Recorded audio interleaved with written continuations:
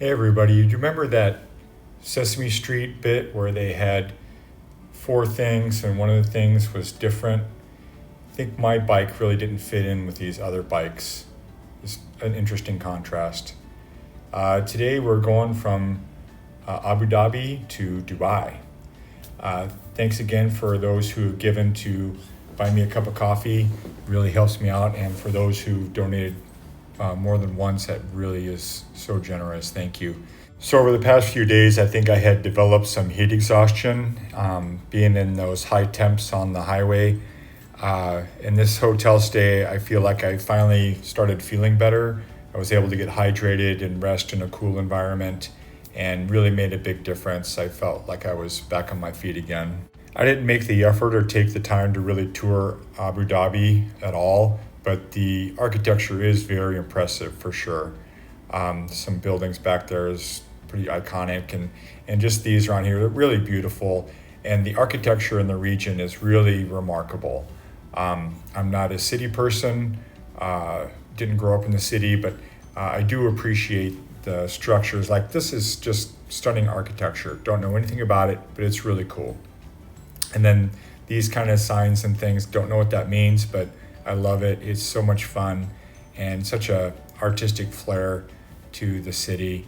And then I think in this region, the architects just kind of go nuts. Oh, and this was like a slice of Americana here. It looked like a Phillips 66 sign and like diner-ish. But it was 108 degrees and I just wanted to get to my destination. Look at this architecture. So I didn't stop at that diner looking thing, but the signs were pretty cool. And then this is like a train station. So beautiful, right? How wonderful is that? I think that's what it is, a train station, maybe not. And then, so I did have to get off the road and take a break. And I was like, I'm just going to go in a gas station and cool off for a little bit. But apparently I have to go the wrong way down one-way streets. So luckily I didn't get hit. The guy on the left is from the Gambia and the guy on the right is from Kenya. So much fun to talk to them. They were super cool. And I felt like that was kind of a wink from God because that's where I'm headed next, is Kenya. It looks at the tops of these buildings. They're so wild. I feel like the architects are like, oh, well, look what I'm going to do with the top of my building. And they're like, oh, yeah? Well, look what I'm going to do with the top of my building. And it's going to be so much crazier and cooler than yours. And they're just wild. Like, it's so much fun. It's not just a square or rectangular building. Look at them. They're so cool and so unique. I really enjoyed the architecture. And this one looks like kind of when your burrito splits open a little bit. And then that one is all like the floors are staggered. So cool. Oh, and this building got so hot, the roof melted. It's pretty hot there. And then I love, look at that. It's kind of like those staggered floors coming up like that. Pretty crazy. And then there's the world's tallest building. It's about the best picture I got of it, unfortunately, but pretty wild to see it. If you look close, you can see Tom Cruise climbing the outside of it. This is a terrible picture, but it kind of gives you a perspective of what's not around there. And there's another building that's iconic and beautiful. And then I got into this underpass, and it was so much noticeably cooler down there. It was really great.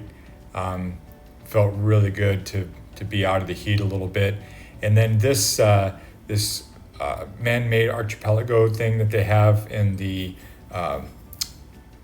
Gulf out there, you see it there. Everyone is seeing it. They say it's visible from space. And I was thinking that's kind of funny because so's the rest of the Earth, and then they have that right next to it. I thought it was hilarious. But then I saw the light coming at the end of the tunnel. I'm like, oh, it's going to be hot again.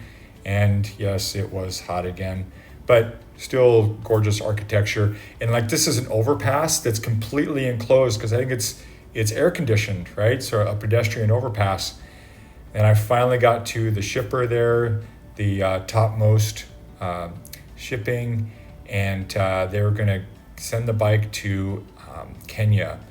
So I was very happy to find them and get sorted out. Then after I met with my contact, Alan, he had me ride the bike into the warehouse there and start to unpack it. And then somehow I seem to have lost the fob to the motorcycle. And it was so weird. I looked everywhere, I couldn't find it. And I spent more than 2 hours looking for it, but the bike would start. It acted like the fob was there. I just couldn't find it. Long story short, Alan came down. He found it right away. I had it in the key lock underneath of the seat. And from when I got it serviced in Kuwait, it had been there the whole time. I felt pretty irresponsible. But they were super sweet about it and very kind. I was so embarrassed, but they were super cool. They even bought me dinner. They were so great and so generous. So the next day, with my ego still bruised and still embarrassed, I did a bunch of errands and worked on some stuff around the hotel. It was still mega hot and I wanted to get out and do something. So I went to the mall next to the hotel. So this mall was pretty much like the mall in the little town that I grew up in, Fort Collins, Colorado. Pretty much the same kind of stores, and it was pretty much the same environment, Prada, Louis Vuitton, all that stuff. And of course, I'm completely joking. This was such a high-end mall, and we had nothing like this within 1,000 miles of where I grew up. But it was a nice and cool building to walk around in and people watch. And there was something there that I could not believe. In Dubai, you can go skiing, apparently. You can go and buy lift tickets, and there's the prices for whatever you want to do.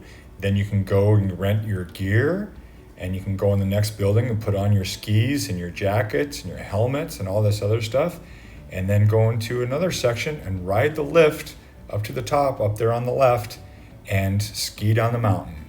It was kind of a shock to see, since earlier I saw a pigeon literally burst into flames because it was so hot outside. And of course, I'm just joking. But then I heard from the shipper, and he sent me this picture of the bike all crated up, getting ready to load onto a plane. And here's the progression of the crating. Kind of wild. All right, everybody. Thanks again. Thanks for tuning in. Thanks for the support. Really, really appreciate you all. Here's a list of those wonderful supporters. And can you believe that I have a monthly subscriber now? Unbelievable. Here's a little foreshadowing for the next episodes. Peace and love to you all.